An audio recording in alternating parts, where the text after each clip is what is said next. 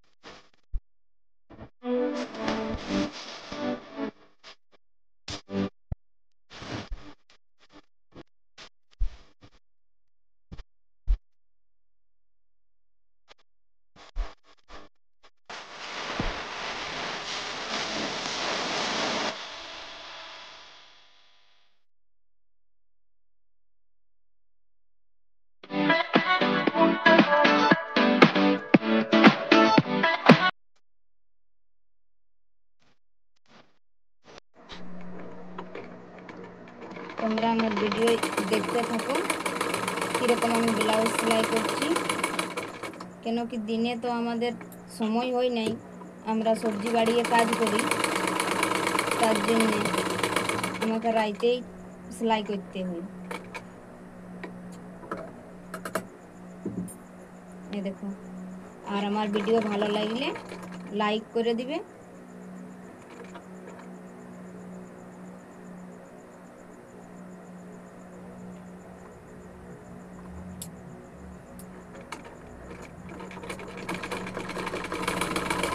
চ্যানেলটা সাবস্ক্রাইব করে নিয়ে রাখবে, যাতে সবার আগে তোমার কাছে আমার ভিডিও পৌঁছায়।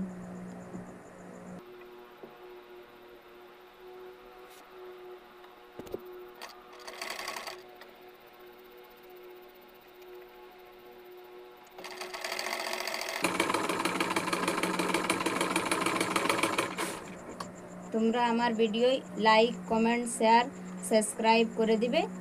আবার আসছি পরের ভিডিও। বাই।